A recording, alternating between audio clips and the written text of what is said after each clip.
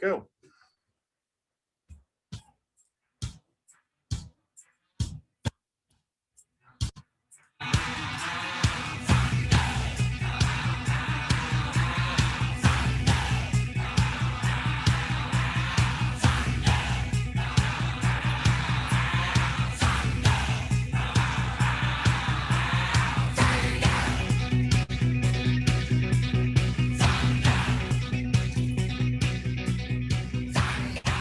It's all on you, Scott. What's going on, fellas? How we doing? Happy Sunday. Welcome back to another episode of the Sports Nerds. I am your humble host, the sports nerd himself, Mr. Scott Wright. And of course, I have my cohorts in crime to include Mr. Elliot Big E Lamba and Mr. John G. Olson. A lot of thunder last night. I heard you were in the dark last night, Eliana. Welcome to the show. Good to see you. You're on time. I love it. You're all good. Hi, Eliana. Welcome back to the light, Ileana. Exactly. So Kenny Ann's still recovering from his medical issues. So we're going to run with the three guys this week. He'll be back as soon as he's ready. I don't want him back until he is ready. So we'll fly with the three of us like we've done the last couple of weeks. Should not be an issue because we've done it before. So, fellas, what's going on in the world, Elliot? What's going on with you? With me, nothing. Like I said, I've been chilling all week, waiting for my computer parts to come in. Build new PC, okay. John, I hear you have a rant against Tim Hortons. Yeah, man, it's horrible coffee, and it's time to admit it as Canadians. It's awful. And, Hey, yeah. Before we get started, I got somebody that wants to join us. You do? Somebody we know? Somebody that just sent me a message and say, "Hey, I didn't think I was going to be home tonight, but." Is that Derek? Yep. You want to bring him up? What do you think, Why John? not? Talk some football? We got an open window. Let's do it. All right, send him the invite. Anyway, I'm sorry to interrupt you, John. You were talking about Tim Hortons coffee. It was horrible. Sorry about that. Yeah, it's all good. It's garbage. It's horrible. It's awful. And it's time as Canadians we admit it. It's fine. It's okay. It's like you guys with Starbucks. You know, oh, Starbucks is great. Well, I got to say, Tim Hortons coffee is awful. And it's time as Canadians we admit that. It's pretty sad when McDonald's coffee is better than Tim Hortons these days. Oh, right? McDonald's coffee is light years ahead of Tim's. Yeah. Light years ahead of Tim's. From the comments I was watching on that post, it looks like that Burger King bought Tim Hortons and changed the vendors as a reason why that. Well, 3M bought it, right?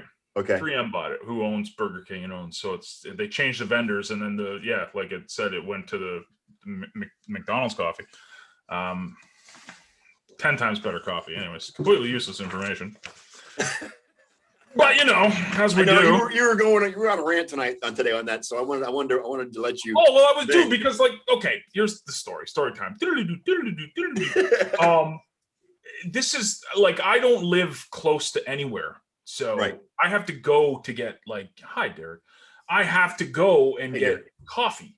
And when you drive that far and then you get coffee and it's supposed to be, the Canadian, the top of the food chain for coffee. And it's the only Tim Hortons within 100 kilometers or miles. You want something that tastes good. Well, it doesn't taste good anymore. So that's it. Anyways, thanks for listening. I've heard you rant about and rave about Tim Hortons coffee, that you go out of your way to get Tim Hortons coffee when you were in Edmonton. But nowadays, I guess it's not the same. I don't know, whatever. It doesn't matter. It's nasty. It's horrible. And they've become like the jack of all trades, master of none. Like you can go there and get a freaking burger, but you can't get a good coffee. It's like, you remember that Dennis Leary bit when you're like, I just want coffee flavored coffee? Yes. That's my favorite bit from Dennis Leary. Yes. Right? Hello. And the guy with his lips falling down. Yeah. Yeah. You mocha frappuccino. Yeah. Coffee. I call it foo-foo coffee with my coworkers who get that stuff because it's like, how can you drink this crap? God. It's awful, man. Yeah. Anyways, that's my coffee rant for the day. Well, I have freshly ground World Market coffee in my hand, so I actually ordered offline World Market coffee. I'm glad you're having a good It's coffee. the Sumatra blend, and it's very, very good. Thank you very much. Sumatra.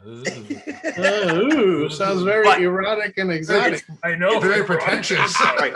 But it's black with just a little bit of sweetener in it, and that's it. And all these positions coming to mind, No. Oh, that's Kama Sutra, isn't it? Yeah. Of course, let's change the subject. Joining us, Derek Lofland from I believe the state of Wisconsin, or are you in Illinois? What day is it this week? I don't know. He's got some Chicago. chicken. You're in He's Chicago. got some chicken stuff going on over there behind Yeah. him. What's that, robot chicken? Robot chicken in the background. Aqua Teen Hunger Force. Okay. Jeez. That's the living room from the Aqua Teen Hunger Force. Okay. Okay. All right. I'm hanging out with the Muppets.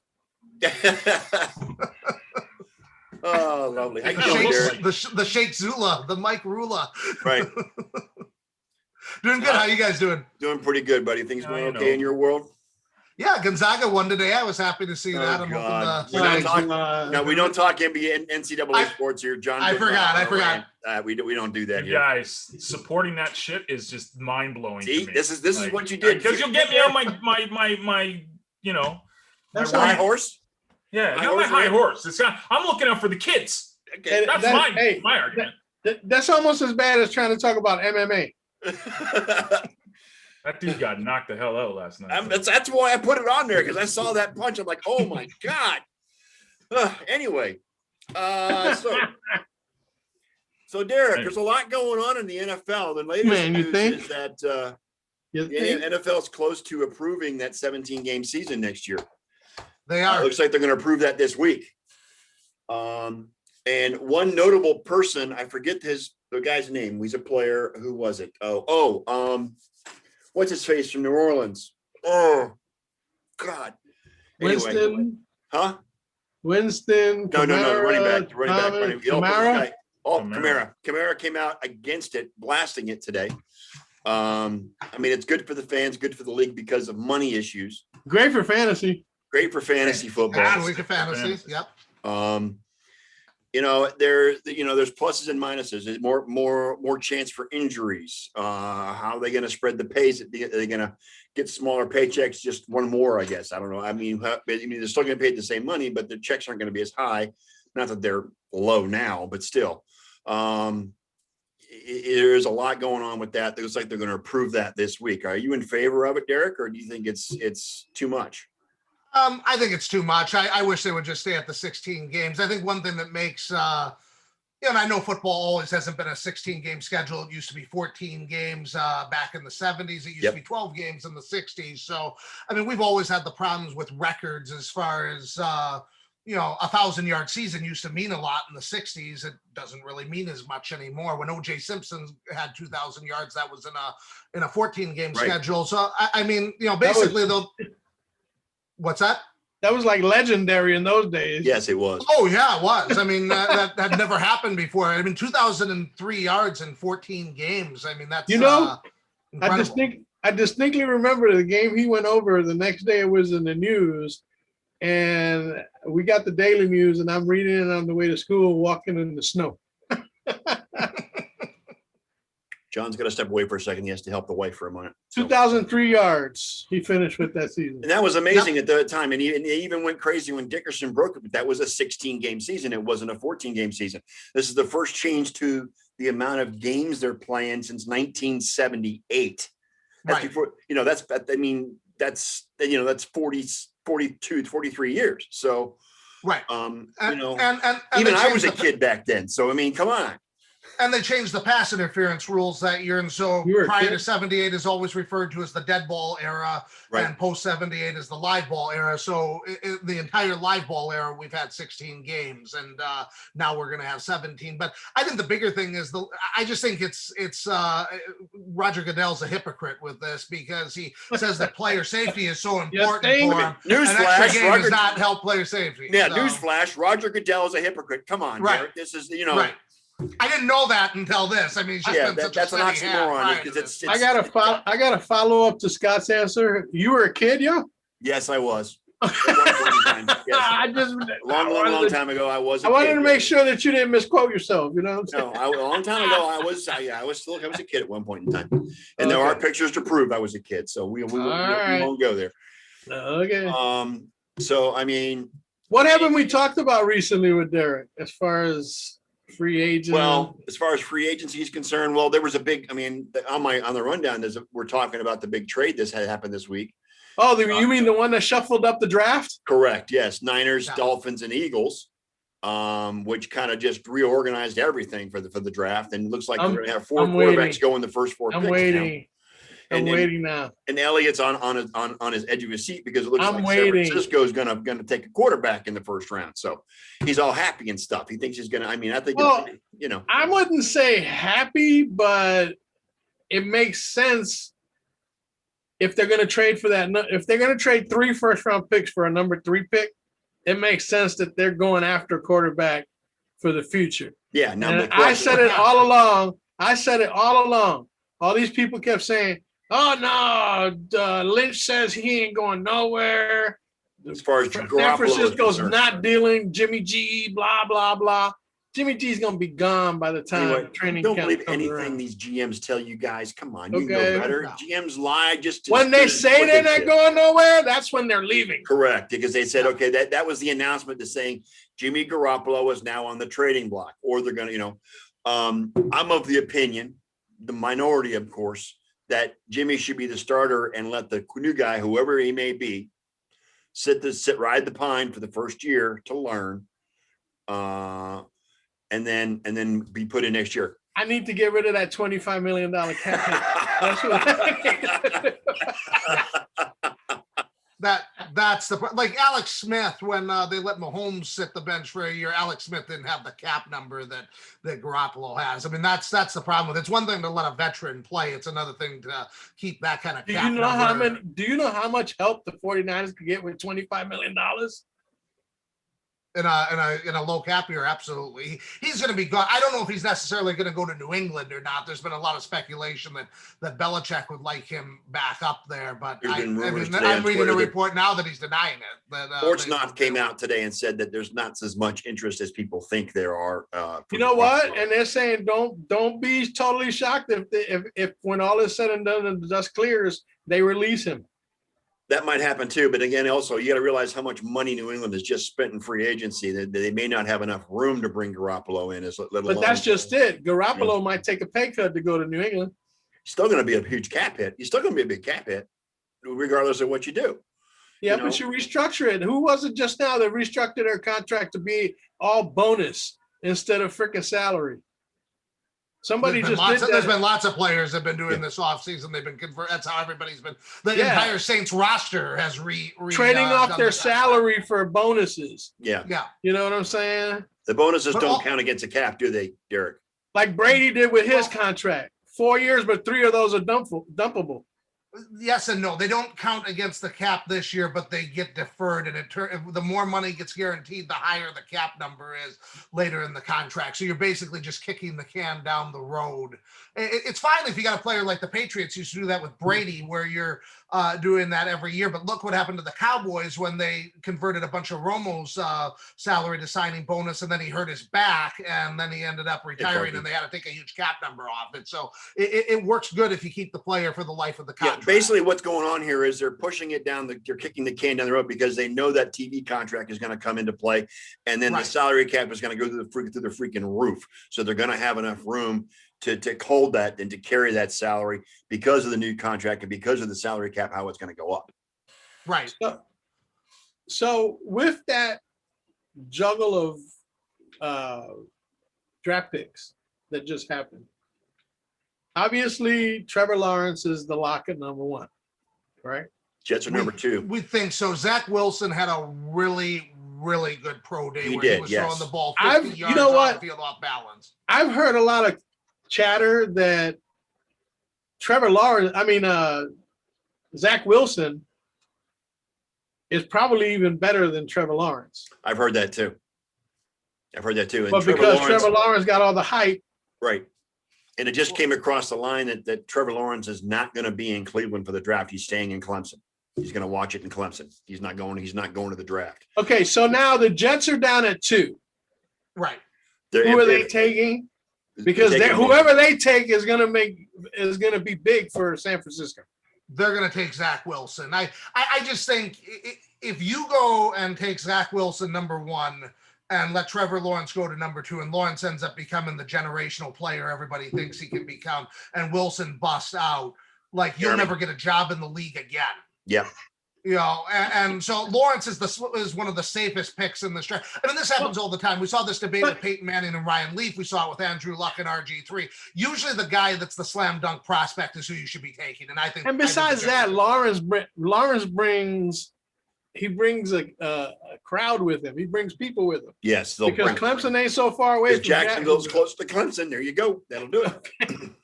So take a lot of those Panther fans away from Carolina. Is going to follow him to Jacksonville. Yeah, he'll take a lot of those Panther fans away from Carolina if he goes to Jacksonville. You better believe. All right, so now you got Zach Wilson to the Jets. Who's number 3? Trey Lance. You think from North Dakota State? The North Dakota State player. Are you kidding me? I'm not. After the last guy that came out of North Dakota State, they're going to take a chance on him. I know that the 49ers fan base is clamoring for Trey Lance. He's a dual threat player. He rushed for over 1,000 yards. He had 28 touchdown passes last year. The only thing is he sat out last year because North Dakota didn't play, so he hasn't played football for over a year. And that's what some people are concerned about there. But Justin Fields, I mean, you talk about North Dakota State not having a good quarterback pedigree. That's on one guy. Ohio State has a bunch of quarterbacks that haven't worked out in the league. And I don't think Mac Jones is worth the 3rd pick in the draft. I don't think so either. Does anybody remember Art Schleicher? Yeah. We remember a lot of guys from Ohio State that didn't work out. Correct. Yes. Okay. So Trey Lance. He's a dual threat quarterback that can run the ball and pass the ball. He's kind of in your Kyler Murray, Russell Wilson, that type of quarterback, Lamar Jackson. Is he of the same stature? Does he have the same stature as those guys, or he's bigger than bigger? He's bigger than Kyler Murray. I mean, everybody's bigger than Kyler Murray. Come on now. Dude, I'm bigger than Kyler Murray. Come on. Tattoo from Fantasy Island is bigger than Kyler Murray. Exactly. Trey Lance, and I didn't have his measurements off the top of my head, but I'm looking at him now, 6'4", 227 pounds. So that's a big boy. He's got the size. That's a big boy. Yeah. That's he hasn't played a lot, though, has he? He hasn't played a lot of games, though, Derek, leading into after his college career. Like 17 total? Yeah, he had a season canceled on him last year. So and he's only 20 years old. He doesn't turn 21 until May of this year. So he's really, really young kid. And that might be where it does make sense if you take him at 3 to keep Jimmy Garoppolo for a year. Because do you want to put a 21-year-old kid in charge of a team that was in the Super Bowl just 2 seasons ago and is expecting to compete this year? Because they would have been in the playoffs probably last year if they hadn't had all those injuries. They were one of the most injury-plagued teams in the league. Correct. I mean, the Niners are not playing for 7-9 this year. And no, NFC West. not with pieces coming back on defense, like Bosa and guys like that. And the offense is going to recover. I mean, Mostert should have a comeback season this time around. And I believe that they still got some good receivers. They just picked up Mohamed Sanu. Is that a good veteran pickup for them? I think so. I mean, I think Samuel and Aiyuk are going to be the 2 starters there, but that's a depth player who's got experience in the league. So he's not going to be a fantasy asset. He's not going to be a guy that's going to have 1,000 yards receiving, but he's a guy that can make some 3rd down catches for you. And if one of your starters gets hurt, you can plug and play him for a couple games. You want to hear something funny? Somebody among us, not us here, not us 4, but somebody among us in this broadcast, okay, suggested that the 49ers should take Kyle Pitts with the number 3. Well, Kyle Pitts. I heard He's a tight end. So we're going to bookend tight ends, is what you're saying. They're going to play a 2 tight ends. Yeah, they should have put a Kittle and I'm like, look, I don't need Kittle and Pitts. Okay, I'm not trying to feed my dog over here. Right? Well, and you don't trade 3 first-round picks to move up in the draft to take for Kittle and Pitts. Yeah, they're not going to trade 3 first-rounders to take a tight end. That's Hell no. That's stupid. That's only Tampa would do some shit like that and get a kicker. Well, yeah, Clarky. We're not calling you out, Clarky, but I'm glad you admitted it. We weren't going to. Oh, that was you? Yeah, you knew it was Clarky. Come on now. I've seen him. I didn't want to mention no names. I told you I didn't want to mention no names. John, what are you going to say? What are you going to say, John? Fan, man. Huh? He's a Pats fan. What do you? Yeah, of course. Oh no! Yeah. That's why we're sending him Jimmy G. We'll gift wrap them. Well, and I was Pitts looking will at be a Hall Walter. of Famer. Okay. I was looking at Walter football's mock draft. They had Pitts going at 6 to Miami, and I could see that. I mean, I think Pitts is absolutely going to be a top 10 pick. He's one of the Gesicki and Pitts. That sounds. Gesicki and Pitts. No, you see, John doesn't want anybody going to AFC East Don't teams want that's that any. Anytime you're talking about somebody good going to one of the other 3 teams in that division, this is John. He won't mind it if Garoppolo goes in because Garoppolo isn't. He's he's got no concerns with Garoppolo. But But you know what? Garoppolo is a better thrower than Cam Newton. Well, at this point, anybody is because compared to what he did last year. But that's another story. John just wants Juju Smith-Schuster to sign with all 3 teams in the AFC East and the Bills will play against him 6 times. I believe his name is now TikTok Smith-Schuster. Yes. He's not Juju anymore. It's TikTok. Some free agent signings this week. Deshaun Jackson with the Rams. Gives them another deep threat, I guess. For 2 games. For 3 games. games. He'll pull a hamstring. Depending on how soon he gets injured. Yeah. He'll pull a hammy. And here's one for John. Samuel Watkins signed with the Ravens. The Ravens now. Elliot and I let's talk about the Ravens. I had a conversation earlier today about the Ravens wide receiver core, which is full of no names and nobody heard of any of them except for Hollywood and now Sammy Watkins. You know what I mean? Come on. Did you see the headline? Ravens sign Watkins, wide receiver hunt over. As if they just signed the best receiver in the league and now they're all set. They got Sammy Watkins, who was 0 in Buffalo and barely anything in Kansas City. Don't forget he was in LA too for a little bit. Yes. People do forget. That's just it. Exactly. Watkins is very forgettable. Baltimore Stallions. Way to go, Army. I like that. They got Marquise Hollywood Brown. Marquise Hollywood Brown, who would be a wide receiver 3 on the Jets. Ouch. Okay. And then what? What do they have after that? Nobody. We don't know. I don't know half these guys. Lamar Jackson should sue the goddamn organization. That's it. You think Aaron Rodgers has it bad when it comes to getting receivers? I would be picketing right now if I was Lamar Jackson. Okay. I can't argue with that. I mean, Watkins, I don't consider a bust. He's just hurt all the time. I mean, that's a bust. That's a bust. No. Ryan Leaf is a bust. Jamarcus That's a physical bust. Is a bust. Watkins has had a career. Yeah, Watkins has had a career. He's got a Super Bowl ring. Baltimore Grackles. Yeah. You go, Ken. I mean, at least Watkins got a Super Bowl ring with the Chiefs. So I mean, you got to give him that much anyway. Yeah, but what did he do? Not much. He played a great first game of the season, and then had a decent Super Bowl. He played 2 good games all season. For him then, huh? Yeah, right. Fantasy football. Remember that? He had that 2 touchdown game in week 1. Yeah. And then you never heard from him again. No, everyone was trading for him. Yep. Yep.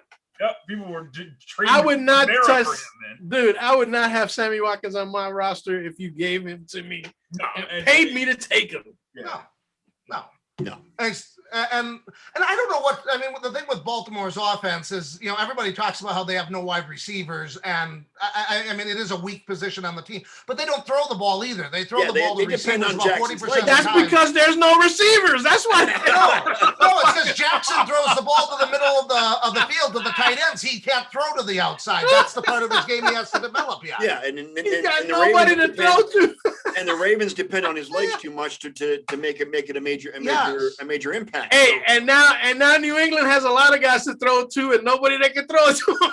Yeah, and what's going to come back to bite in this? I'm going to do a little homer here. What's going to bite Baltimore in the ass is that Cleveland has just upgraded their defense tremendously to where the point where I think it's the best defense in that division. Here we go with the Cleveland talk. Okay, so I mean, he's gonna get killed by the Browns defense. The Browns side, we always knew. Hey, we knew guy, and it's we just knew the Cleveland talk was coming. Yeah. Dude, let me tell you something about that. Yeah, you see, you're throwing up the Jim Brown jersey for a second. Let me tell you something. That was kind of a couple of decades ago, buds. Just saying. Actually, that's Myles Garrett. That's Myles Garrett. Oh, the 95. But I went like this, Elliot. So he did that. He pointed at that dude hunts red-nosed reindeers. But this guy, Okay, Not funny. this guy is gonna hunt. Next Look, season. James Brown played when the fucking thing was black and white. Okay, stop. Still the greatest running back in history, in my opinion. Okay, black and white television. That's all I gotta say. Still the Stop. greatest running back in history. That's all Better I'm than saying. Peyton? Really? Yes. What does that do for the 2021 Browns? Nothing. I'm just putting that Exactly. What did that do for the 2000 to 2021 Just Browns? just stop. What did that do for the Browns from 1960 up until now? Well, he retired in '64. Not a damn thing. And even though he was still there, it didn't do a damn thing for us. well, no, they won NFL championships while he was there. Yes, So they that's did, not bro. good. You know what I And that's the think? last championship the I Browns had. It think was Mars back in- Attacks. That's before- what yeah. I think of Jim Yeah, Brown. before Mars the Super Bowl. Attacks. So yeah. No one got the joke. All right, That's, I'll be quiet now. that's okay. It's fine. I thought it was funny. No, I think Jackson's going to get killed that division because that division simply not just the Browns, but the Steelers also still have a decent defense. I mean, it's not great. And He'll be on his horse. I think lot. people have figured Lamar Jackson out and are going to be able to, keep him in check, just like they did. So I mean, There it's just- comes the Hey, is Des discussion. Bryant still out there? Baltimore might re-sign his ass.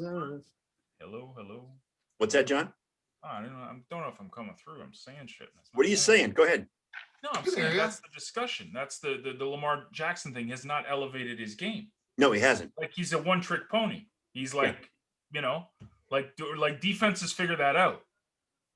Well, so you need again, to work on your passing game. Yeah, the Again, difference There's here a is but you quarterback gotta in the have some- NFC who did Yeah. that. but you Yeah. gotta have somebody to throw to develop your right. game. I understand. Yeah, you're right there, Elliot. But this is the same argument we had when he was compared to Michael Vick. The difference is Michael Vick could actually throw the freaking ball. That was the difference. Because not- Michael but not- Vick had some receivers. But not in Atlanta. I remember when everybody was talking about that he didn't have any receivers in Atlanta either. And then he left, and all of a sudden Roddy White was putting up big numbers. Who was the other receiver that played opposite of him? There was one other one too. I mean, all of a sudden they had 1,000-yard receivers that could catch the ball because Matt Ryan was a much better passer. Even Joey Harrington was a better passer than Vic. Vic's weapon was his legs. Yeah. Not Joey Harrington, the other Harrington. The one that played for Baltimore that was out of Louisville too. But I think Jackson needs to develop as a passer because everything goes to the middle of the field, to the tight ends and to the running backs, and they don't stretch the field. And Hollywood Brown is a deep threat. I think it's half that they don't scheme it properly because I think Mark Roman is not very imaginative on offense. I think he's the same compensating thing in for- San Francisco. you think and he's stuff like that. compensating for his inability to throw the ball to the outside? You think that's what he's doing? He's designing his offense. I think they're playing to his strengths. I think they play to Lamar's strengths, which is running the ball and throwing to the middle of the field. That was a Greg Roman. Just says the statue of David. Greg Has Roman. the statue of David has a better throwing arm than Cam Newton. For those who don't know. About So this. do you blame Yeah, Greg John Roman. Harbaugh? I mean, is John Harbaugh maybe getting a little too long in the tooth to be coaching anymore? I don't know if that's necessarily No. the problem. I think they just need to. I think what a lot of these coaches do is and it's not necessarily a bad way to go, is they play to their strengths. But if you play to your strengths too much, where you aren't throwing to an entire part of the field, it becomes stale and teams adapt. And I think part of it is personnel. I mean, like, I'm not saying Baltimore has the greatest group of wide receivers in the league and have a bunch of burners on the outside. They're not throwing it to them. But I think Hollywood Brown was a high draft pick that's got good speed, and they don't utilize him properly. So I think it's partly on Roman. I think it's partly on Jackson. I think it's partly on Hollywood Brown. I don't think there's one simple answer as far as why they're not throwing to the outside more. I just don't see, again, the Ravens just don't go out and get any wide receiver talent to speak of. Okay. And that hurts. I mean, if you got a quarterback that you want to start paying more attention to passing from the pocket or playing from the pocket, you got to give them something to work with. Sure. Well, look You know at what what I'm saying? Look at what And the I'm Bills sorry, did with but- Josh Allen. But Watkins in Hollywood, yeah, exactly. Yeah. And when they got to get Stephon Diggs, Yes. Well, even before that. that's when I would have said, okay, and the Stephon wide Diggs. receiver hunt is over. We got Stephon Diggs. That's when you say it's over. If you say it's over when you got Sammy Watkins, you got issues. John, John's proud of his receiving core in Buffalo. Love my. And then now Emmanuel Sanders comes into the fold, and he's even happier. Route running trio in the league. Yes. Yeah. Buffalo's offense is now. If you can just get a running game going. Yeah, exactly. Yeah. Hey, man. Well, I better not say it because that's a San Francisco guy, but they signed Breida this past year. Yeah, Matt Breida. He's got home run speed. Yep. You can take it to the house, but didn't Tevin Coleman just sign with somebody too? Who did he sign with? Jacksonville, I think. Did he? Was it Jacksonville?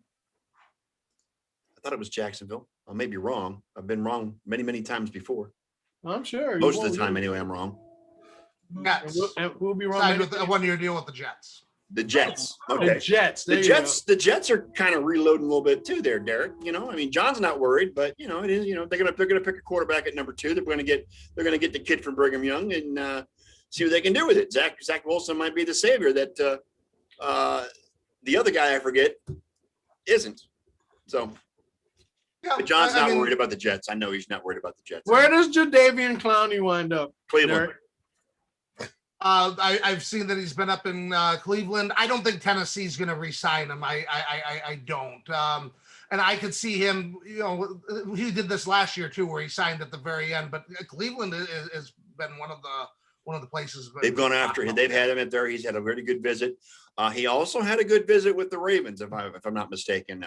But the Browns, I think, because Stefanski wanted him last year. They went crazy when tried to get him to sign last year.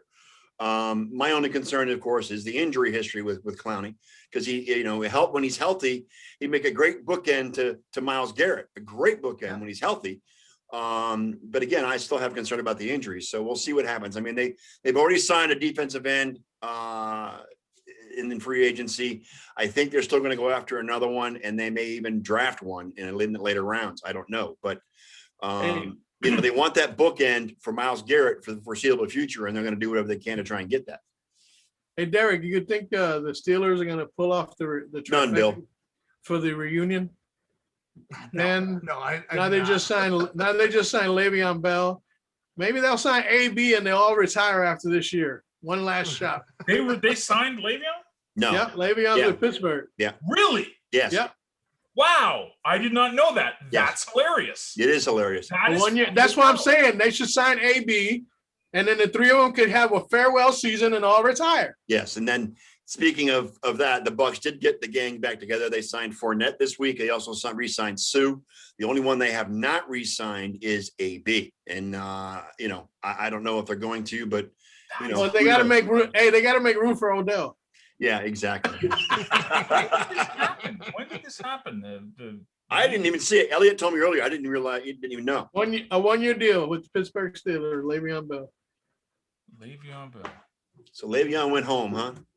That's what I'm saying. I guess all them hard feelings. I guess all those hard feelings are gone, huh? I haven't seen, because he was critical of Pittsburgh when he left Pittsburgh. He was very critical of Pittsburgh when he left, when they didn't re-sign him. Are you sure he signed? I don't. It isn't on NBC that he signed there. Man, y'all guys are gonna make me dig for that shit, huh? Bro, you've done this a few times. Richard Sherman was a Cowboy. Yeah, he was for about 2 seconds.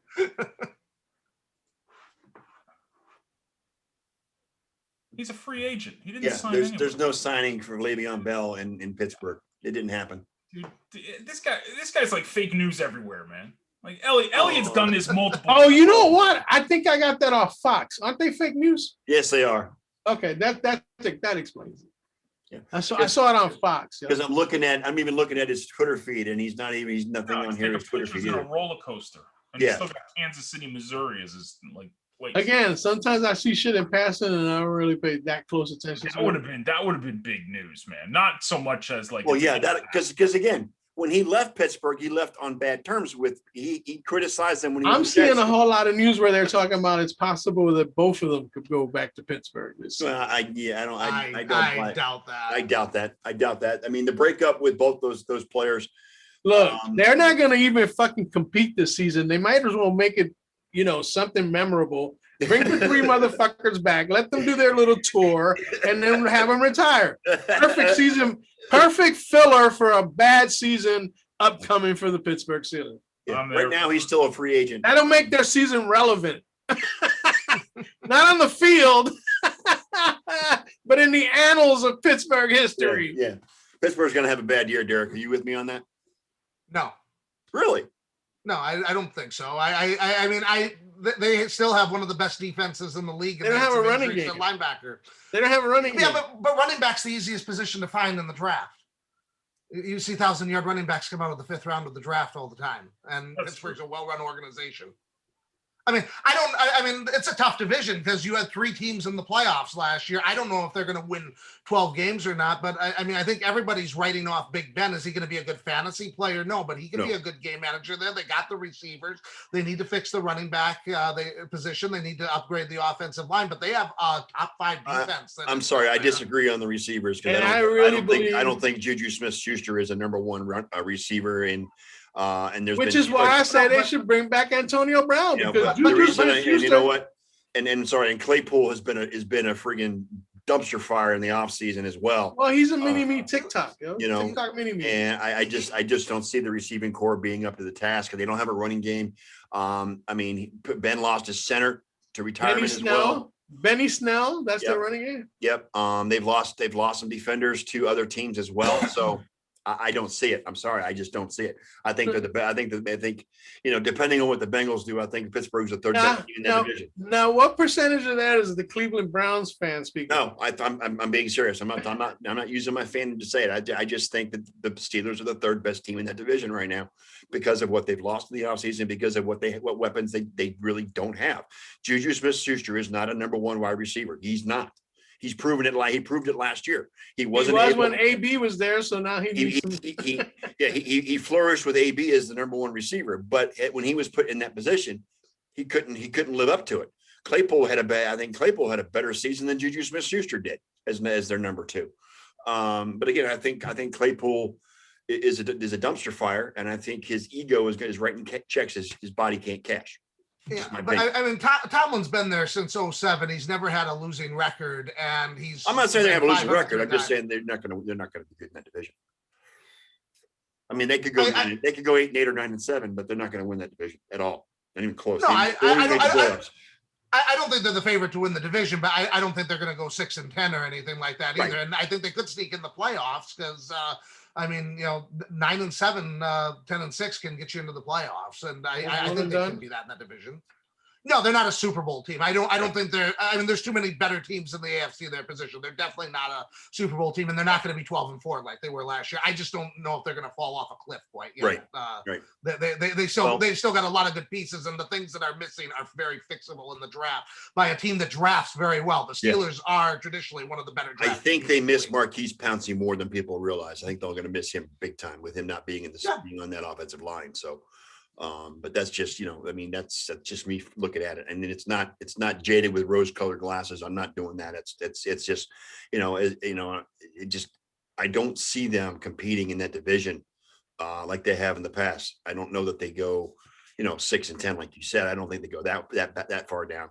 But I can see them going 9-7, 8-8. That's probably what Pittsburgh's looking at this point. And I think they missed the playoffs. Last place. You think the Bengals are better? With Joe Burrow? No, because Cincinnati reloaded. You're right, 3rd. Yeah. Cincinnati reloaded, but they reloaded with old players like they do every season. I know, but like there's times like Burrow was showing glimpses last year of like exceptional. Oh, that game he played against the Browns was a great game, even though they lost. He made a great game in that game. And I get it, but when you get a young kid who's got confidence. Yeah. Like if he wins the first couple of games or something like that changes a lot. That's just what Baker did in Cleveland his rookie season is when they start winning, it's similar. I'm not saying it's the same. I just say it's a similar. Always got to bring Baker in. Always got to bring Baker in, man. Yes, I do. Like he's the freaking Messiah or some shit. No.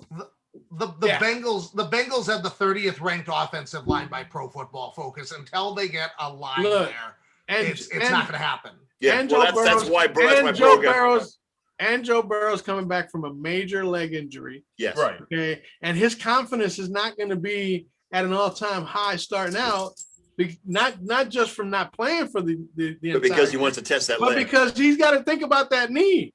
He's got to think So about their they'll damage. draft an O lineman first, like right, like in their first round. They should take Penny Sewell. Yes. Yeah. Like Right? And that's who I have him taking, and I don't think that's changed with any of these these trades that have happened. And yeah, I mean, if they add him and he pans out, I mean that would help him. But the other thing is Burrow might start the season on the PUP list. That's not inconceivable that they would just say we're not going to play him for the first 6 games. Which week did he tear his ACL in? It was ACL and it was both ACL, MCL, or was it just like week 9 or 10? Week 10, week 11, somewhere. So yeah, so he's not going to have a full. He's not going to have a full year to recuperate. So he might miss the first half of the season. Yes, he might. And that's why I think if the Bengals are going to compete, it's probably their year would be 2022, because by then I think this is Big Ben's last year in Pittsburgh, and then it's a complete rebuild, and then you have Baker Mayfield no longer on the rookie contract, Lamar Jackson no longer on the rookie contract, and that could affect some of the dynamics. Changing of the guard in that division, I think, coming up. So who did the Bengals go get as a safety valve for quarterback? Joe Burrow? Yeah, I think they re-signed one of the guys they had last year. Was it Finley? No, I think he got signed somewhere else. Finley went somewhere else. Then it was the other. Then it was the other bad quarterback they kept. Bad quarterback. I can't remember which one. Brandon Allen. Tell us how you really feel, Derek. Yeah. All right, let's change gears a little bit.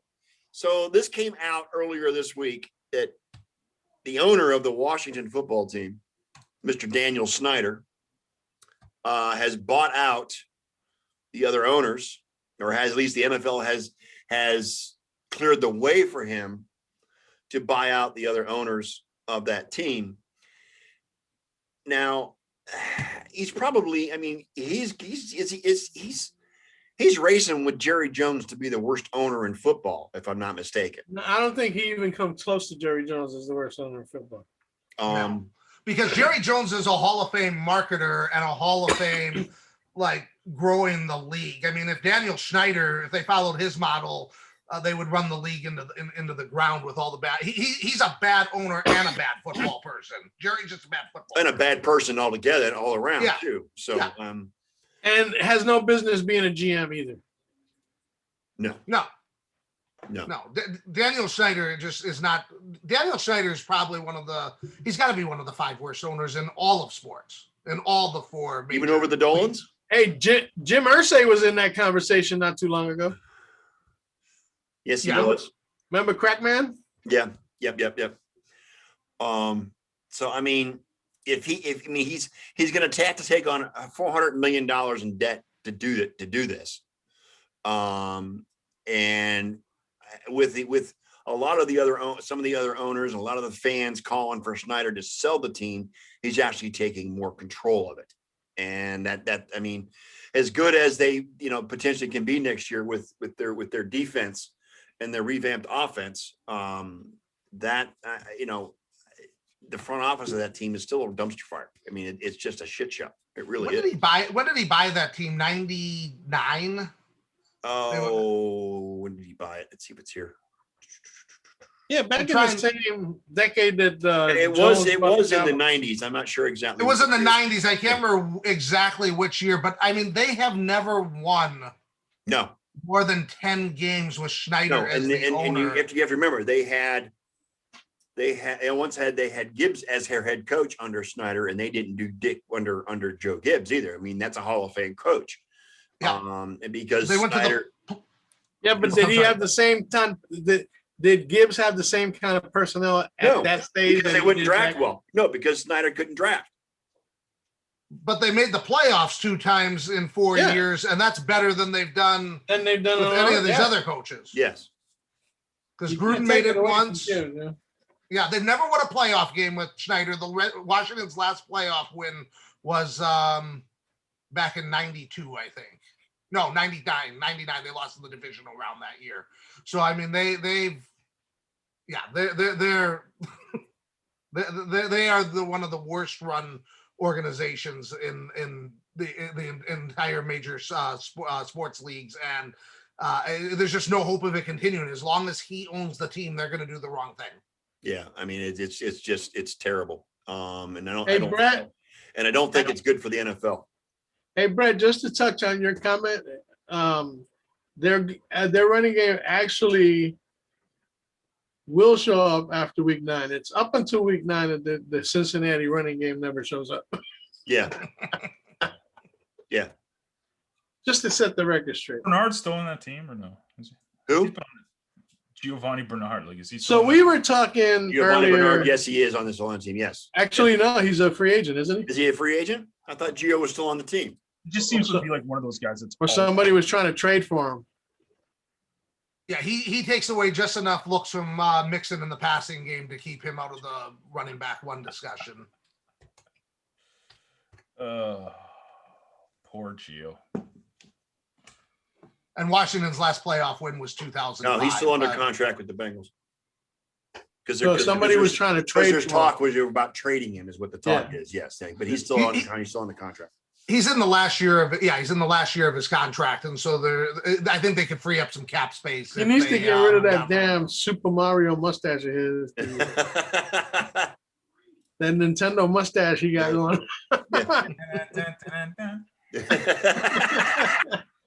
John with the sound effects, I love it. Speaking of which, gentlemen, I have re-entered the world of gaming. Yeah, like this guy was hilarious. I'm like, why don't you play like a real game? He's like, no, I'm gonna play Tiger Woods golf for PGA Tour. Well, it's PGA Tour, yes, that's what I'm playing. Yeah, that's not gaming. Well, no, I'm gonna wait 2K. until the new Madden comes out in August. Oh, Madden. Yeah. So no, I'm not. I don't. I mean, or a first-person shooter. But yeah, I'm on Steam now, so I'm back into gaming for the first time in probably 20 years. For Eliana Rages, that means Steam with an A, not Steam. Correct, with an A, not with a double E. Correct. Yes, I don't want Eliana to get upset that I've become a traitor to the cause. Yeah, and I'm about to come on board myself, and I'm gonna whoop his just ass. so he can kick my ass. That's what he's saying. Yeah. What he's saying. Yes. Or you guys. I used to. On Hive. I know you can. Yeah, here, John. Get paid to play, right? Yeah. Yeah, I don't play those FPS games or anything like that. My hands can't handle all that shit. It's not FPS. No, it's like fantasy and you get cards and stuff. And These all arthritic hands need one of those 2-button push kind of games. You know what I'm saying? Or the Swing, Atari joystick. no, backswing and force-swing. I miss that Atari control, just the red button and the joystick. That's it, man. Revenge for life, bro. Yard revenge for life. My I hands love can't Yard's handle Revenge. it. Yard's Revenge is my favorite Atari game ever. Yeah, greatest game. Greatest. Dude, that thing started coming at you. It was like, oh my god, oh! Like you were like, But once it became the heat seeker and that line would chase you all around the screen and the force field would leave, I mean, that was an incredible game. dude, you want to see me freak out as a kid? Play Yard's Revenge and that stupid sound.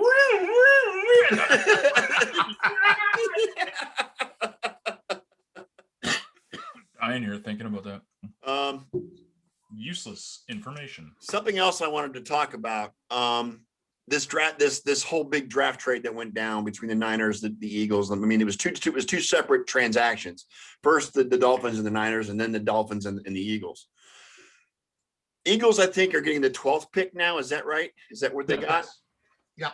Miami gets 6. Miami gets 6, and then San Francisco got the 3rd. Is there going to be a quarterback available at number 12? Do they have concerns about? I'm sorry, with Miami getting the 6th pick. Is there going to be a quarterback out there that they're going to try and get because they're not convinced about Tua? I don't think so. They would have stayed with the 3rd pick if they were going to go with a quarterback. Okay. They're going. Yeah, Okay. I don't. I mean, you never know, because if Atlanta surprises people and doesn't take Fields and goes with Ryan for another year, and the Bengals don't need a quarterback and Fields falls to 6, would the Dolphins go and take him? They might. But I can't see them taking Mac Jones with the 6th pick to bring him into the mix. Right. And there's going to definitely be 3 quarterbacks taken with the first 3 picks. So Right. the only way would be if Fields fell to 6 unexpectedly and they just felt like. Don't forget Pitts. Right. And what about now? What about the Eagles and their confidence with Hurts. Hurts? I don't think they would take Mac Jones to compete with Jalen Hurts. They signed Joe Flacco, I believe, which Yes. he's not being brought in as And Elliott is competition quite for thankful Hurts. that they did. Yes, he's quite thankful they did. I'm very thankful for the Philadelphia Eagles organization for making sure that Flacco didn't end up in San Francisco. Because he did visit San Francisco this week as well. So yeah, what confuses me with Philadelphia doing that, I understand they picked up an extra first round pick, and they're kind of in a rebuild at this point, having got rid of Peterson and Wentz being in Indianapolis. But the one thing I thought they really needed above anything else was a wide receiver, and there are 3 very good wide receivers in this draft. And by trading down to 12, they might not get any of the 3 right. Receivers. They could all be gone by then. Well, they lost Aguilar, so I mean that was one of their top targets back when in Philadelphia. Aguilar? He was with the Raiders last year, but he was with the Raiders. He was with the Eagles a couple of years ago, but he wasn't doing anything with the Eagles. Well, no, who was I thinking about? Went to the Raiders in the offseason as far as a wide receiver is concerned. John Brown. John Brown. That was it. Yeah, thanks, John. I'm sorry. God, my brain Aguilar didn't do much when he was playing. Except drop the football. in Yeah, Philly. I know. Yeah, except drop the football most of the time. Right? Again, New England going raving over wide receiver 3s is amazing. Yes. Yeah. But Alshon Jeffrey isn't going to be back in Philadelphia. He's been hurt the last couple of years. They got Travis Fulgham. Who else? Yeah. I mean, it's kind of a Ravens situation. It's a Ravens quality. Who's who of nobodies. It's a who's who of nobodies. Yes. What about Zach Ertz? Is he going to stay or is he going to go? Nah. They screwed that up. Going. They foobarred that, man. Did they? Yeah. Foobarred that. Yep. Yeah, Zach Ertz is gone. It's just a matter of where. Dude. No, they're stuck. They're stuck paying for him now. Yeah. So I kind of like the Giants picking up Kyle Rudolph. And Galladay. I mean, both of those guys. Yeah. Galladay was a good pick for the Giants too. Yes. Well, that's the same thing with Daniel Jones. We were talking about some of these young quarterbacks. If you want to see what you have with them, you have to give them targets so that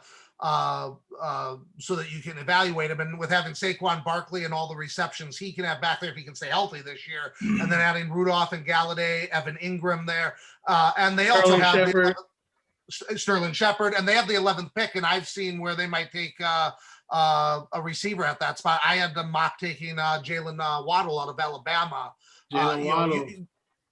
He didn't play last year though. Wasn't he injured last year? Is that right? Wasn't Waddle the one that was injured with Alabama last year? I don't remember. I know they had a starting receiver that didn't play most of the season. Either that or he opted out or something. I mean, Jamar Chase opted out from LSU, and he's one of the elite wide receivers. But Waddle and Devonta Smith, I thought both of them played.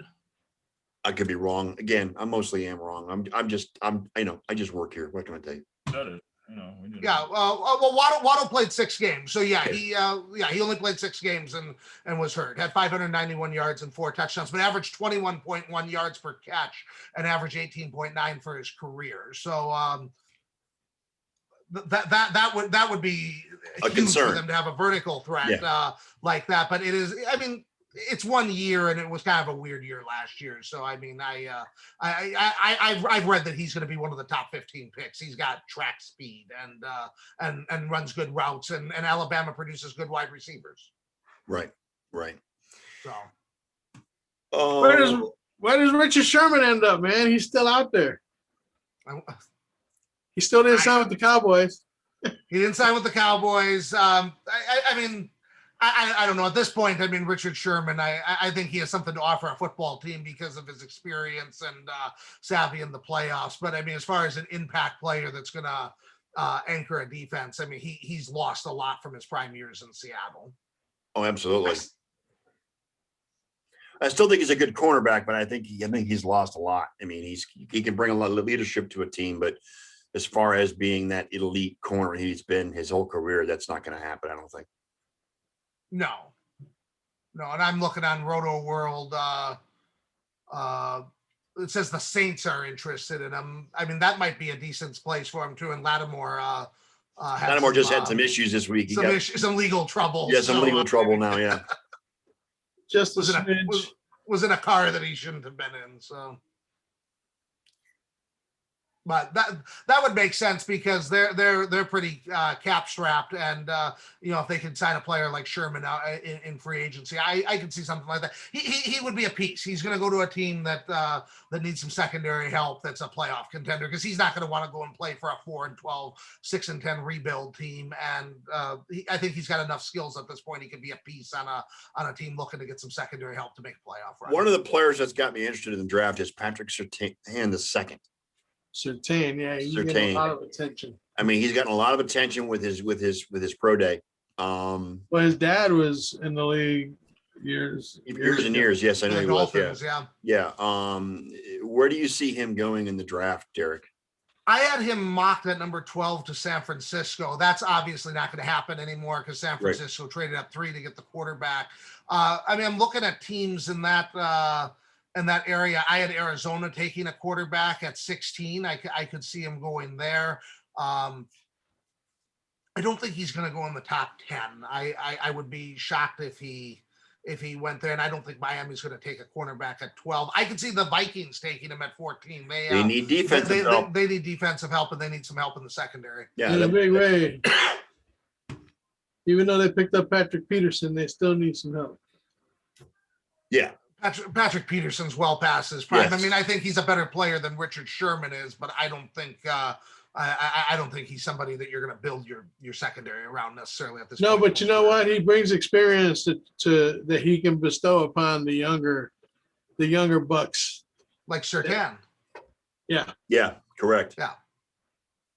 Yeah, I mean Peterson. That's a great signing by the Vikings. I mean, their defense has really fallen off the cliff. They were a bottom 5 defense last year, and in 17 when they lost to the Eagles in the NFC Championship game, they were number 1 in points allowed, number 1 in points scored, and set a record for third down conversion percentage. It was the highest in the live ball era. So they only had 23 sacks last year. Their secondary was getting torched. They need a number of improvements on defense. So, I mean, if he's there at 14, I could see that. I could absolutely see them taking him. You can't have too many corners with Aaron Rodgers in your division. Clark is saying Surtain's going to go to Dallas. I don't think Jimmy Jones is that smart. I have them taking Slater out of Northwestern. I think they need to rebuild that line. They were 27th ranked line by Pro Football Focus, but I mean they definitely have defensive issues too. So I mean he'd be a good fit. That's the thing, is a lot of these teams in the top 10 have 5 or 6 areas that they need to address, and one pick only allows you to address one area. So it just depends on where the value is and where they have these guys on the board. Yep. What else, Elliot? What do you got for NFL? Anything? I mean, we went through. At this point, Derek, who do you think has capitalized the most in free agency, team-wise? New England. I think New England. John's over here shaking his head. No. I do. I mean, I think when Belichick made the decision to, last year he was looking at it that he had all these players opt out, and that this year was going to be a reduced salary cap, and so he created all this salary cap room to be active in free agency.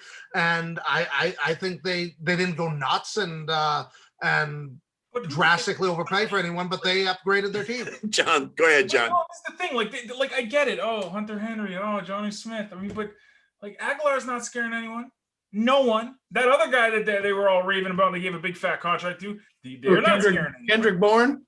Sure, that guy. He's not scaring anyone. San Francisco's number 4? Right, exactly. That's the point, right? I mean, so I get it. They had all this space and they signed all the guys they could, but it's not like the tight end, the 2 tight end set, cool, whatever. You got to get someone to throw it to them. And maybe that happens. Maybe that doesn't. Whatever. It's just, that's not home run hits to me. Like, he might have been the most active, but I don't think that's drastically, like, it's improved it because they were like crap last year. Yeah. So it's who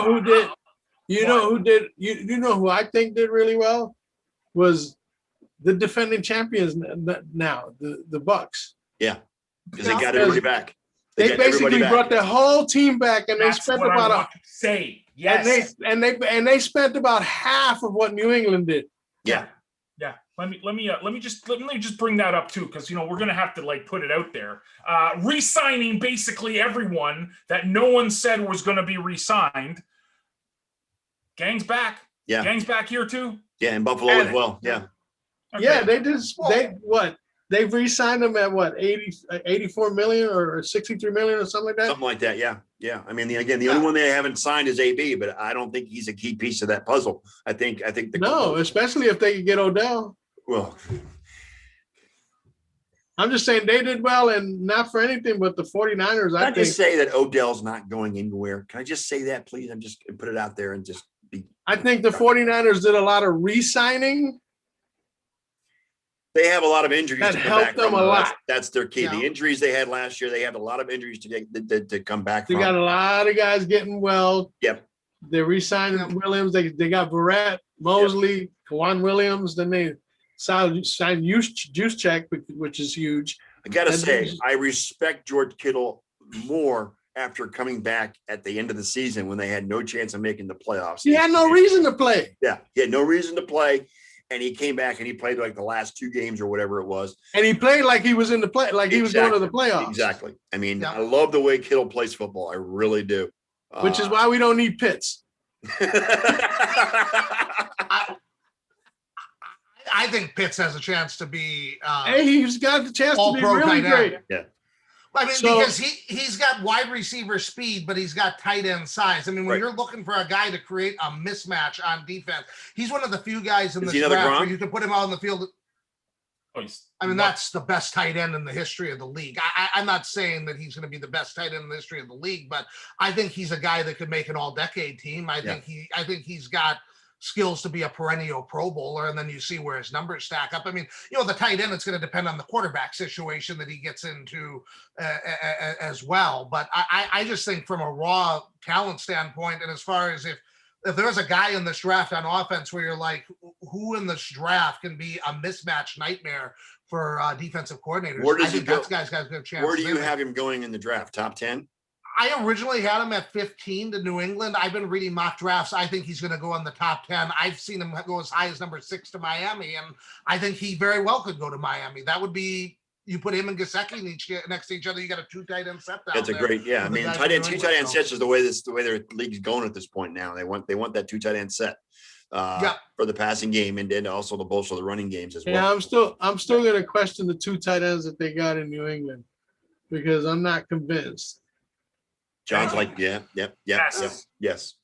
Yes.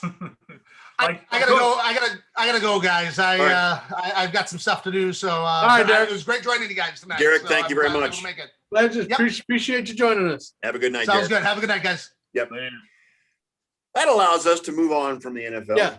Well, I'm not. No. Like I said, Elliot's not done yet. Go ahead. No. You see, I keep hearing all this chirping about New England this, New England that. Thank you. You know what I'm saying? Yeah. It's like you guys still don't have a quarterback. Right. Preach. Um, You don't have wide receivers. I'm sorry. well, really yeah. don't. I mean, like I said, Bourne is a number 3-4 in San Francisco, behind 2 rookies. Yeah. And a tight end. Aguilar had one okay season with Derek Carr this year. Yep. Okay. He probably banked just because of that. All right. But before that, where was he in Philadelphia? Nelson who? Dropping balls. Dropping They balls. were calling him Swagalar, and guess how that worked out? Yeah. Swaggler. Yeah. You know what I I'm mean, saying? even the fans were blasting that. I mean, Philly fans start blasting you. Yeah, it's And then back to the tight ends. Let's bring up some career numbers on Jonnu Smith. Let's bring up some career numbers on Hunter Henry. They haven't done a damn thing. Hunter Henry's been too injured to have any kind of Exactly. Yeah. The sample size is too small. I mean, when Hunter Henry was healthy and he had God, I can't think of his name. Just retired. I was gonna ask Derek Antonio because Gibson. No, Rivers. When he had Rivers throwing to him and he was Yeah. healthy, Hunter Henry was a top 10 tight end in the league. But because of these injuries, but you know why? Because he was top 10 when Gates was around. correct. Yeah. Okay. He Agreed. could play top 10 football, but that's the same thing as Juju Smith-Schuster having Antonio Brown. Yep. Because since Gates left, what has Hunter Henry done? Nothing. You ain't getting nada from us. That's what I'm saying. And Clark makes a good point that Jonnu played with Derek Henry and a run-heavy defense and that run-heavy offense, and that's probably why he had a good season as well. Well, they probably had him blocking a lot too. Yeah, true. You know what I'm saying? And it's just, but you know what? He even had chances before that. Delaney Walker went down for an entire season, and Jonnu Smith just disappeared. Didn't show up. Had a chance to be the number one tight end. Right. And didn't stand up to the job, you know? So you're bringing in some somewhat household names, but they're kind of like those new toys you got that you haven't tried playing yet. And for Christmas, right? I got you. Yes. And they still don't come with high recommendations. Let's Correct. put it that Yeah. way. Yeah. I mean, you gave me. Kids. Yes, exactly. But they did cost you a hell of a lot of fucking money, and for your sake, they better work out because somebody's heads are gonna fucking roll if they don't. Garbage pail kids. Yes. There you go. There you go.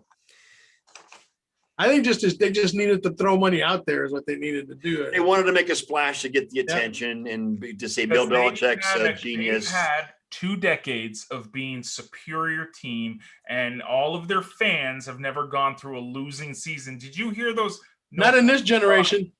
Yeah, no offense to Clark, because I'm sure he's a diehard day one. Yeah, I mean, absolutely. Clark remembers back in the 90s and all that when they were really like bad. all of Pre-Brady, these- pre-Brady, Yes. pre-Brady. Pre-Brady, right? Pre-Brady fans get the pass, but like these kids now were sitting there on Twitter and all of the social media screaming for New England last year, like, oh, it's done, we're finished, we're the awful team, we're garbage, we're horrible. Like this is the type of fans. No offense, I'm kind of throwing the whole family. You try not to piss Clarky off. I'm trying, no, because like those type of fans I respect. They get 20 straight seasons, and then when they have a bad season because their true asset left, Clark Right. remembers the Okay. 60s, John. There you go. Yeah. So Yeah. that's they have one bad season, and now they're getting ready to I think he's freaking actually older. now they than want to I am. relocate. They want to relocate. They want to Let's rescind move to all. Hartford. It's still be New England. Out of Boston. Yeah. Let's How go about be Providence? Let's go be the Connecticut Patriots. Tri-state.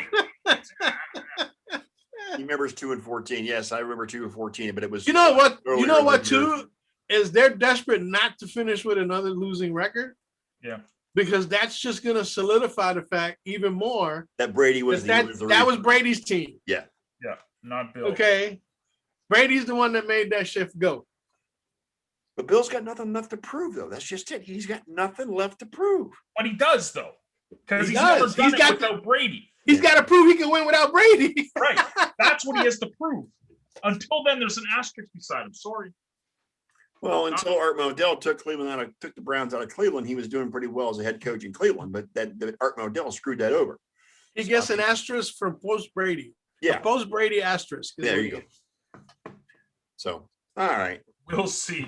There are other sports that we can talk about since this, the NFL is taking up most of our topic because there's still shit going on with the NFL on a weekly basis. The NFL does not sleep. It's 24/7. And we still Social got media we makes still that got a month possible. before the draft hits, and all this stuff is going on. So That's great, man. I want to go into John's wheelhouse here real quick. Phil Jackson made news this week.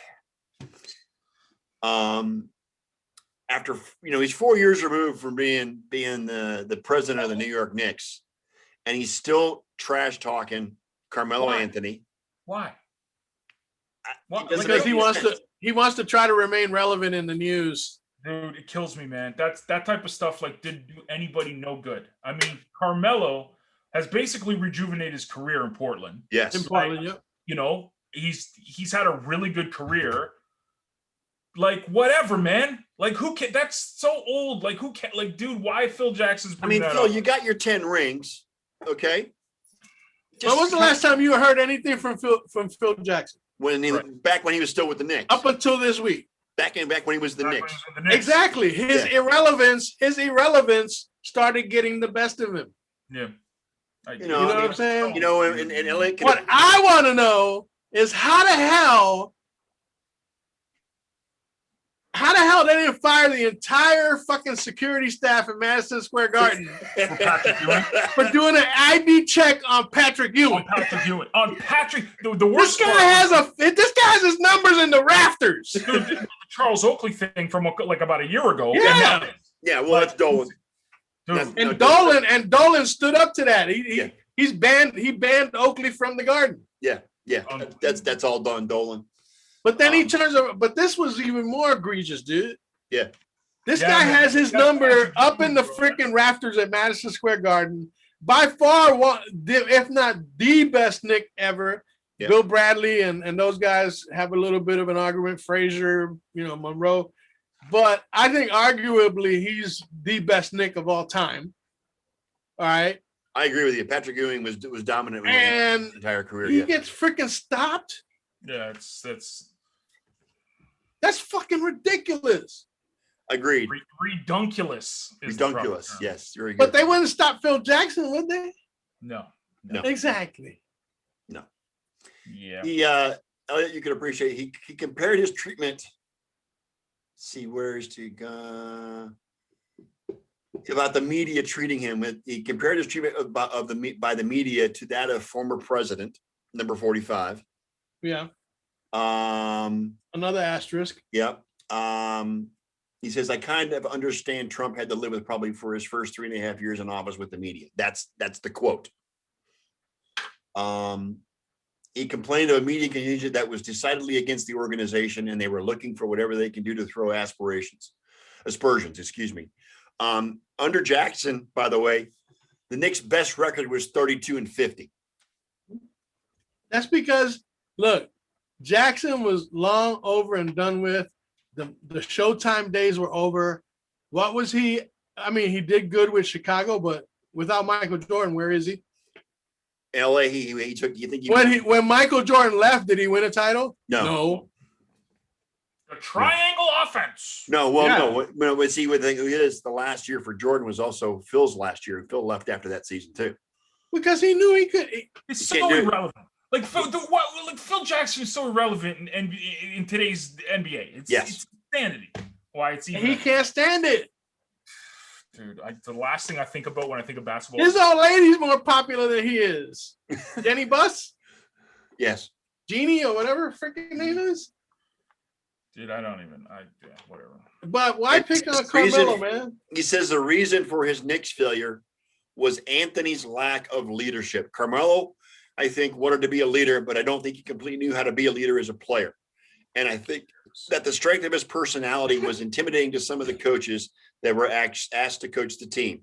And that's exactly why. So there wasn't this compliance that has to happen between players and coaches.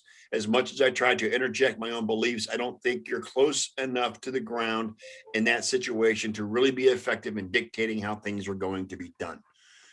This guy is talking about one of the all-time greats in Carmelo Anthony and just blowing smoke. I'm sorry. I wouldn't say all-time greats.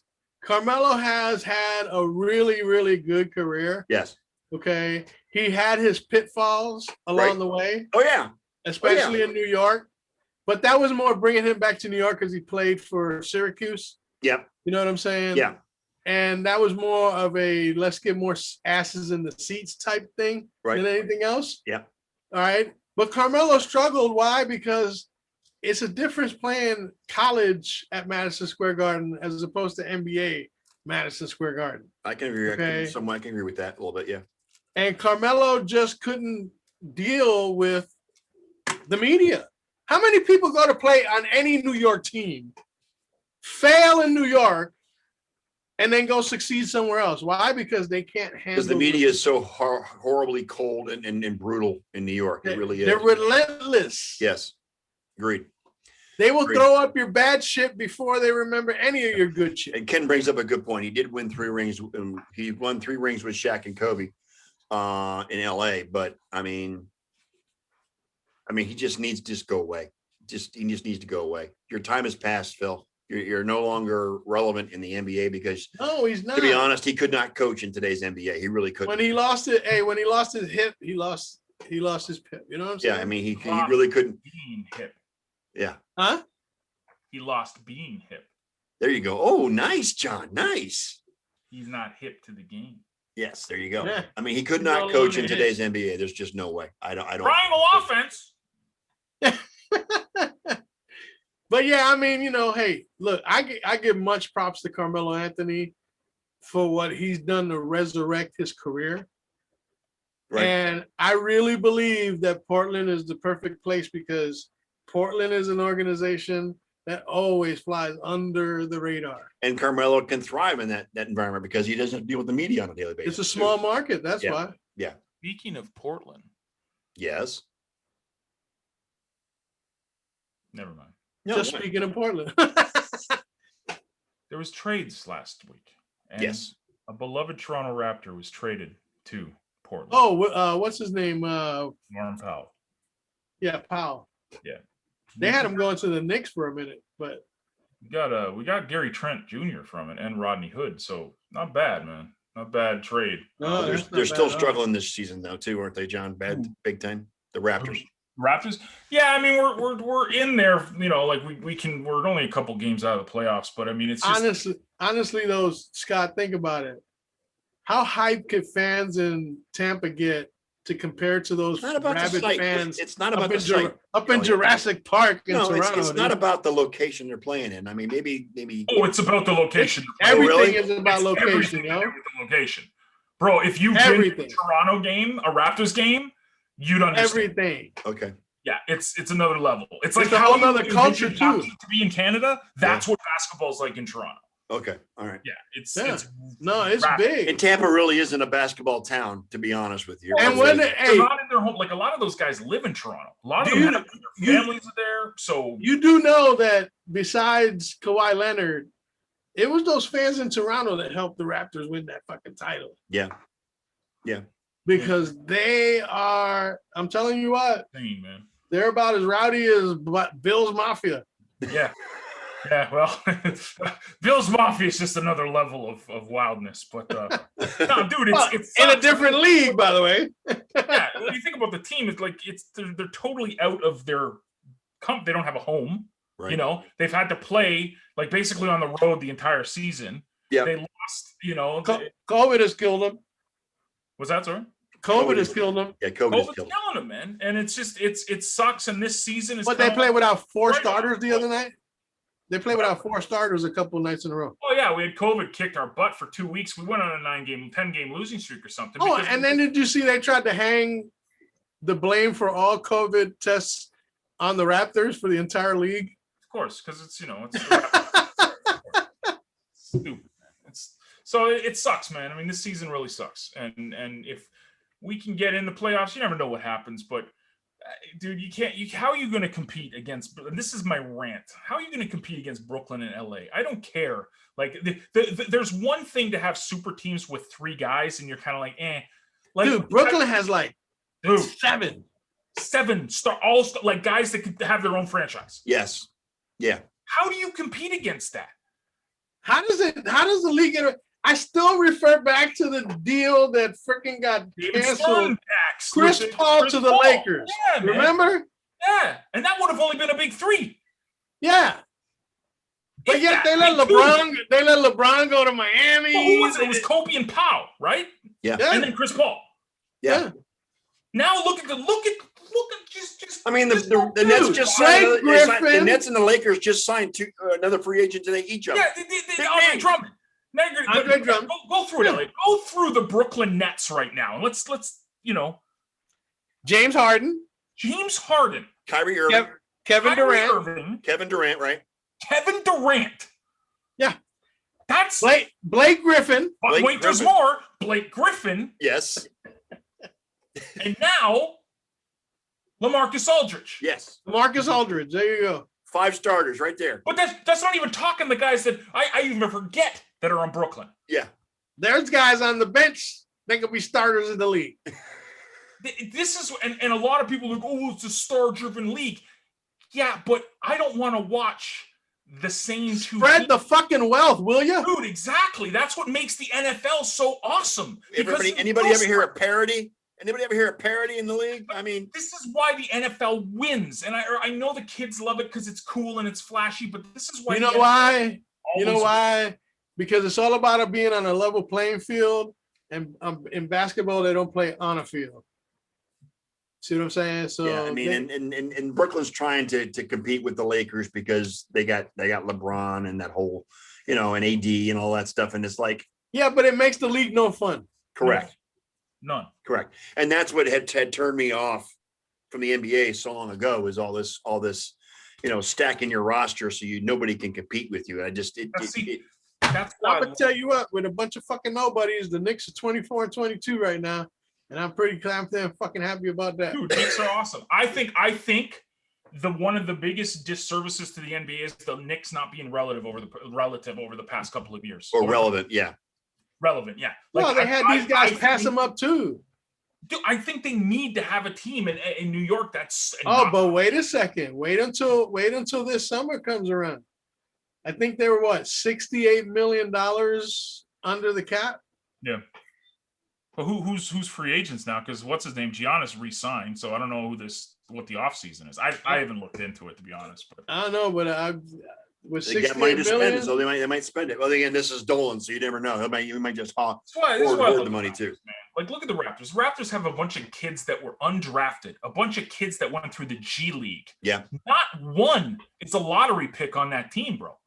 Fred Van Fleet is not even drafted, bro. Yeah. And even Kyle Lowry was like 27th overall or something. Yeah. OG Anunoby's like 27th. Pascal Siakam was 26th overall.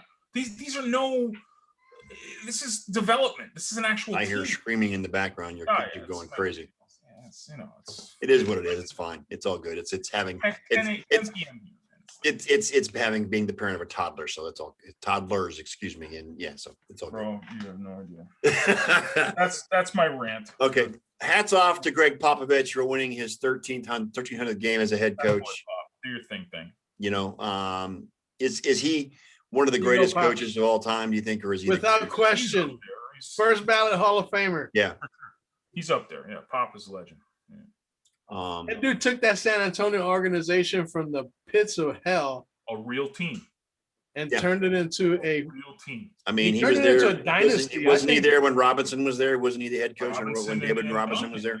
Yeah. I mean, he was there for some lean 20+ times. years, man. He was there for a couple of lean years, and then he put it all together when they got Robinson and Duncan down the road. Yep. You know what I'm saying? When they brought in Tony Parker was underrated. Yeah, Parker, when they brought him in. Yeah. Dude, remember when they had Sean Elliott and them guys? Sean Elliott. Oh my God. I remember usually playing Sean Elliott in Steve Kerr. They had Steve Kerr. What was that NBA video game? He's on fire. What was that? The old school video game? NBA Jam. NBA Jam. I played NBA Jam back in the day, and it was Sean Elliott was my go-to guy because he was so good from 3 points. So yeah, I enjoyed that game really well. I saw a lot of Sean Elliott playing in Arizona. Real quick, I want to bring John in on this because this is why I put it on the rundown. Keith Kachuk is the first NHL player to release NFT. John, why don't you tell us, since you're Mr. Crypto, what is an NFT? What does NFT stand for? First, yes, non-fungible token. Non-fungible token. So, if I give you a $10 bill, and I give Scott a $10 bill. It's $10, right? Doesn't matter which of the $10 bills you got $10, right? Right. Okay. If you take a Bitcoin and I give you a Bitcoin and I give Scott a Bitcoin, first of all, that'd be awesome of me. I'm just saying. That's like 60 grand. So yeah, let's go. Right? But you don't care what Bitcoin you get because a Bitcoin is worth a Bitcoin. Right. Bitcoins can be broken down into little pieces. Right. Right. A non-fungible token is the exact equivalent of you collecting cards when you were a kid and going, I have this card and I want this card because it's unique. It's a numbered card. It's 1 out of 20. And you open the packs and you discover that 1 out of 1,000 and there's one of a the Barry Sanders rookie card in front of you. And yeah. Right. So basically, an NFT can be broken. It can't be broken down. So you can tokenize anything from real estate. You can basically tokenize a piece of real estate and give people pieces of the house. but that little piece cannot be broken down into other little pieces. It's that little piece. Or a card. You can get a card like, hold on. I don't know where it is. I have a Splinterlands card, but Splinterland's the big game on Hive. And you get the card and it's minted 1 out of, there's 60 in circulation. You get that 1 and that's it. Like there's not another, it's 1, 2, 3 to 60 and that's it. So artists are doing this because they can tokenize art. There was a guy who sold his, Beeple is his name, $69 million for his art a couple of weeks ago. Yeah. It's huge. It's massive. And is it's it just, tangible? Can you actually get it shipped to you and you can have it in your hand, hold it in your hands? No, because it's digital, right? Yeah. If you have it on your, it's kind of like Pokemon Go. yeah, it's exactly like Pokemon Go. Hold on, I'm trying to find something for you here. Hold on. You're chasing shit that's not really there. So if you go, I actually purchased this, right? A guy hand drew this. He's an artist on Hive. He hand drew this image and he put it on an NFT. And it was 1 of 1, so it's exclusive. There will never be another one of these sold. It's 1 of 1, exclusive. I own it. It's in my wallet, and I can prove that I own it because I have the wallet keys. Right. This is worth whatever someone will pay for it. I bought it for about $150. Okay. So this is just the printing of it, but the artwork is on the blockchain. It's verifiable, and it cannot be. You can duplicate it, but it's not the original. You can take a picture of it, but it's not the 1 of 1. The original is actually in your wallet, on the blockchain. On the blockchain, on my wallet. I have the keys to it. Yes. So I have access to it. So I can sell it, I can flip it. But so artists, artists. I am the gatekeeper. What's that, sorry? I said, you is the gatekeeper. I is the gatekeeper. Yeah, man. So it's a really cool way. Like the practical uses for this is actually, like I said, you could tokenize real estate. You could artists can tokenize their music. Artists can movies can be tokenized. You want to get access to a movie, the only way is you can get it at this time, this date, for this amount of time. And then it's access to you and you can see it and stuff like that. So there's so many applications for it. But Keith Kachuk is a jackhole, so yeah.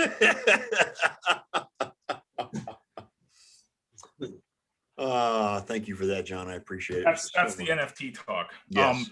NFTshowroom.com is the Hive-based one. You can go check it out. Splinterlands.com is the game where you can actually use the NFTs, just like Magic the Gathering or Pokemon Go even. Yeah. You collect the cards and you go battling against other cards, and you can actually use the NFTs. So, yeah. Big shout out to NFT Showroom.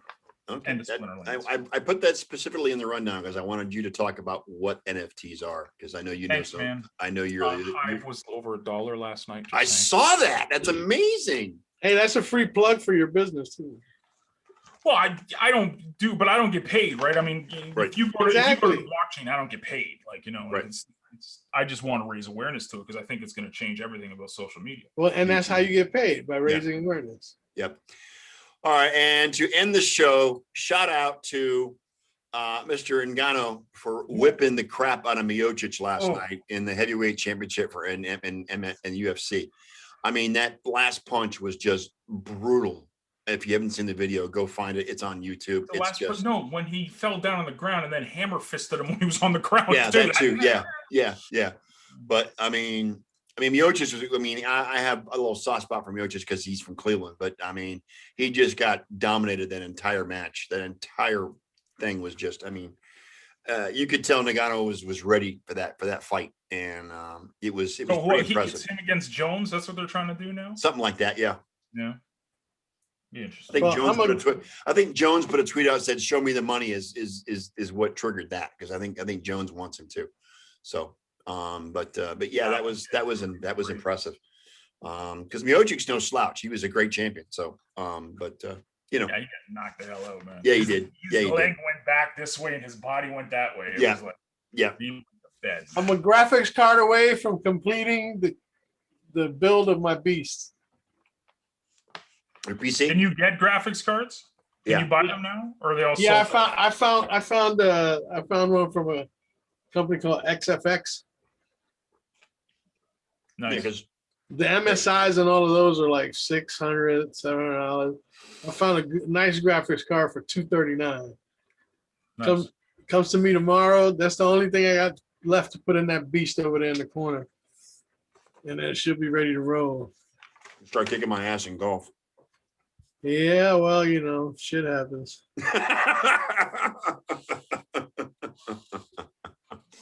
I'm looking forward to it. I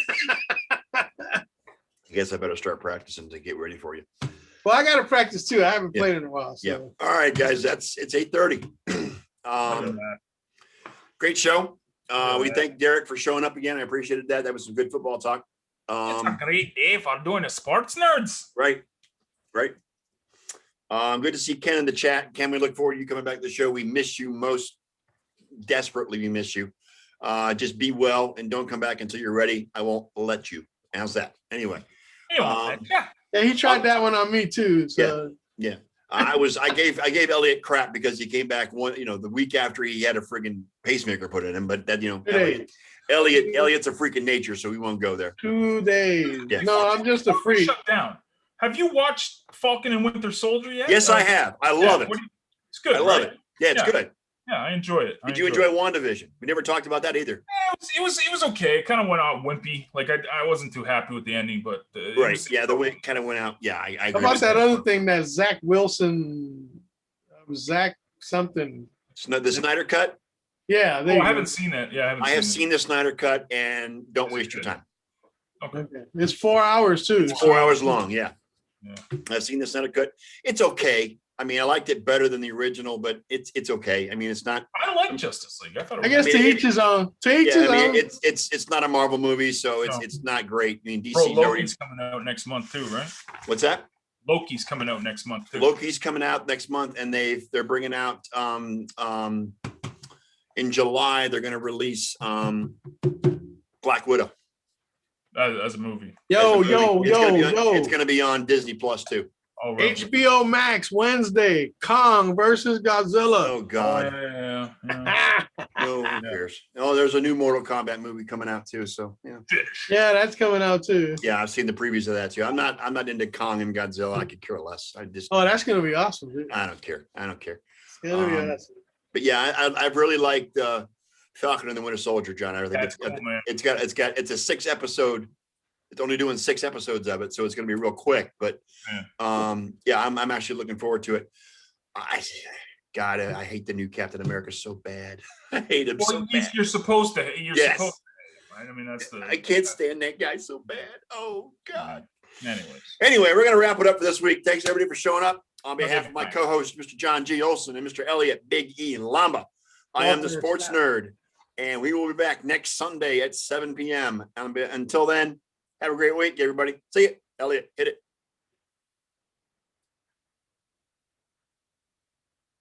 Can't hear it. There you have it, Nerd Nation. We'd like to thank you all so much for sharing your evening with us, and look forward to seeing you all back here next Sunday on the Sports Nerd Show.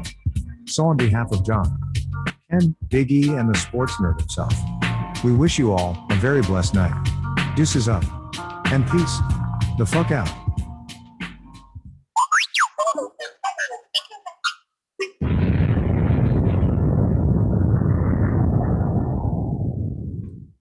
And we out.